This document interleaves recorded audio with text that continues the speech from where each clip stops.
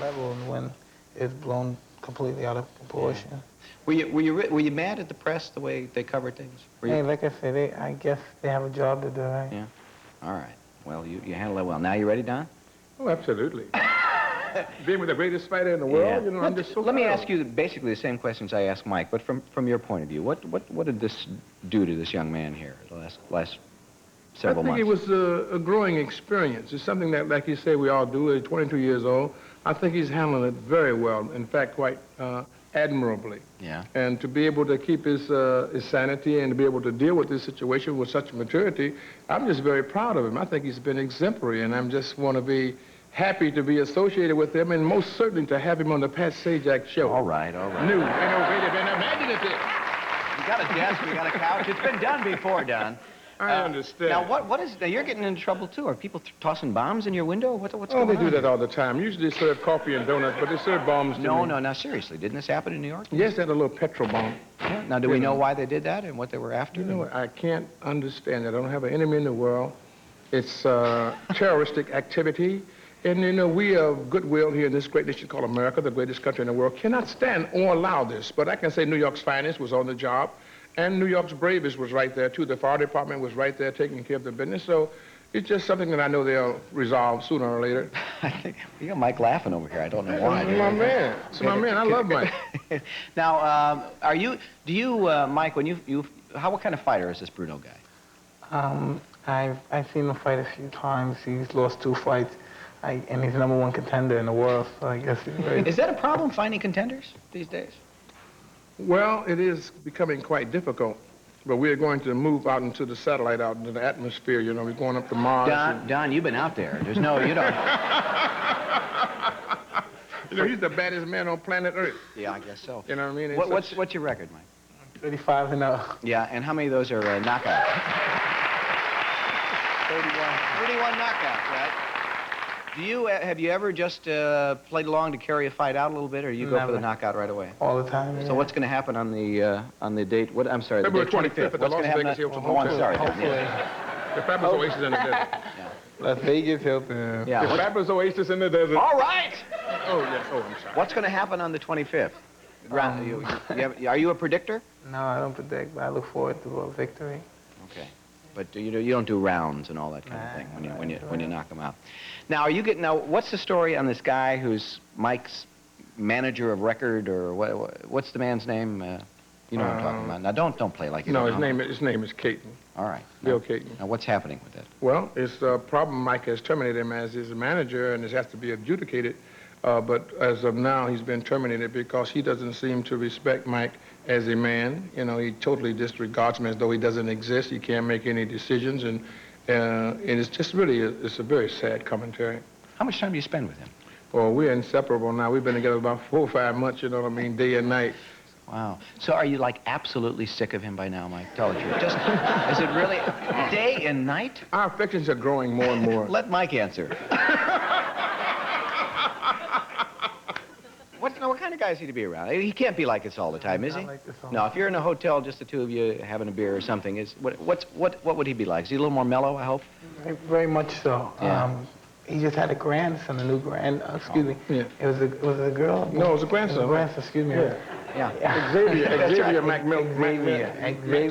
All right. Yeah. He had a new grandson, and he was flipping out. He was very I'll excited. bet. You're going to be quite a granddad to be around. I'll tell you. Absolutely. All right. You guys stay right where you are, if you would. We'll take a break. Be back with more with Mike Tyson and Don King.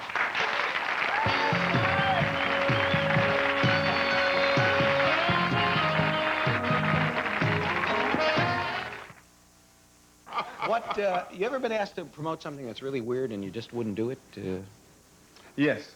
Yeah? They asked me to promote a man with a man-eating shark, you know, and put him in a big jar, you know, and the man versus the shark, you know, in reality, you know. Real? Yes, in reality, you know. But I wouldn't do it. They wanted me to, they didn't say it was going to be somewhere out in New Zealand or Australia, but they wanted to make this big tank, and this guy would go in with the man-eating shark, and all he would have is a knife, you know what I mean, and he would play like Tarzan against the shark. You turned that one down? Yes, I did. Good for you. Yes, it was a little too bloodthirsty. Yeah, yeah. Would you, is it a problem when you go out, Mike? Do you get a lot of, hey, you're not so tough kind of guys? Because you could probably kill somebody if you really whacked. Never.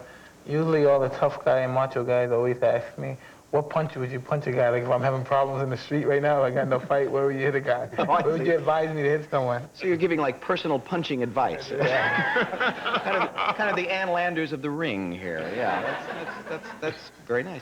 What would you like to promote? I mean, Hollywood, what would be a good, you have your mind on anything outside of boxing that would be an interesting promotion? Well, we're going to think about, there's a lot of stars out there, there's a lot of talent that need to be brought to the fore, to the public's eye. And Mike and I are thinking about doing some of those things to create some of that, what we call the magic of excitement. Yeah, and what kinds of things are we talking about? Well, we did, I did the tour with the Jacksons, with Michael and his family in the Victory Tour, and that was a super sensation. If you talk to Michael, would you ask him if he could come on the show? We're having a little trouble booking. Yeah, I'll talk to Michael. All right, and tell him it's a fabulous show. Michael, did you hear that? We'll talk about it privately, but it's a fabulous show, and I think you should be here. All right. Hey. Mike doesn't make predictions. How about you? Well, I don't predict, but I tell you this, that when a guy goes in there with Mike, they go at their own peril because he's dedicated and committed. He's awesome, and you watch his upper body movement is so fast that it really gets obliterated when you see the awesome devastation of his punches. But if you watch this guy, you look like he ain't moving, and then all of a sudden you see the guy laying down. That's the explosiveness, what it is, but it's really quick, Yeah, when you don't see him fall, that's a good punch. Yeah, you're absolutely right. Yeah. Seriously, is it a problem? We're talking about finding a lack of competition these days because a guy like Mike has been so devastating and so awesome. Is it tough to find people, and is it tough to promote it? Is it tough to promote it as a meaningful bout? Not really. I'm from the field of agronomy, and you have to go out and plant your seeds and cultivate your crops. So what we do is we raise opponents for Mike. You know what I mean? And you get them, and like now we got a white kid, 225 pounds, 6'5". He's a little green now, so we just get him right, and let him go. And as he builds himself up, it'll be a tremendous gait. And if we should get a Russian and have Rocky IV with a real live Russian, not with Sylvester Stallone, one of the films, but something that really we could create that type of excitement with, it would be fantastic. So you're looking for gimmicks? Is that what you're saying? No, you're looking for good fighters. Bona fide challenges. Yeah. You know what I mean? Bona fide challenges, you know what I mean? Don't bring us no mortal men, bring us giants. Yeah, all right. So you plant them in the ground, they grow, you pick them, and yes. you put them. Cultivate them, nourish them, weed them. Now, we're talking about fighting or a salad bar here? We're talking about good guys. There's a lot of good talent coming up right now, Pat. Yeah. And each guy has this. Who are some of the good ones coming along that we might see? You got young guys, all the new guys from the Olympics, that was out there. Were they good fighters in the Olympics? They were good fighters, and they get better as they go along professionally if they train and commit themselves. This guy works hard. That's what people don't really realize. They underestimate Mike Tyson because he's not only an articulate fighter, he can think and he thinks on his feet, but he works at his trade. And when he go to work, everybody wants to go see him work, Yeah, that's for sure. Just like I'm enjoying being here with you. You work pretty good, on too. the fabulous Pat. Oh, yes. Ain't no question about that. From the wheel to the deal. What's a typical day for you like, Mike? We're about, what, here, two and a half weeks before the fight? Just 4 o'clock in the morning, running my 6 miles, coming back, exercise, boxing, 8, 12 rounds in the gym. And that's... When you go to bed, what's Betty by time? 9, 10. 9 o'clock? Yeah. But you tape the show then, I guess, and watch it the next day. Excuse me? You tape the show and then watch No, it. I go to bed. I don't go to sleep. I could have pretended you taped the show. Yeah, But would you stay up late? Oh, that's a silly. We're going to check you out. Yeah, all right. Listen, lots of luck on the 25th. I know it's been, I hope the next year is a little calmer for you in a lot of ways, and wish you well. And again, it's on the 25th. At the fabulous Oasis in the Desert, the Hilton Hotel. Mike Tyson and Frank Bruno. The English are coming over again to challenge the Americans. 13 colonies in 1776 rebuffed the English, and we whipped them. And again, we shall do it in 1989 when Tyson annihilates Bruno. Thanks, Don. Good seeing you. Thank you, Mike. Thanks, guys. Mike Tyson, it's downstairs.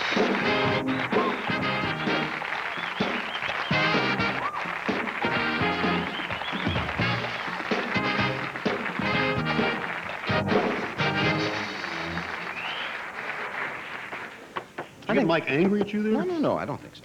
You know what? I think I could take him. If he turned his back... Well, let's call him back out. No. He's got to go. They got to run. Give me about a 40-ounce Louisville Slugger, and you distract him. And I think that would be good. John Goodman's here.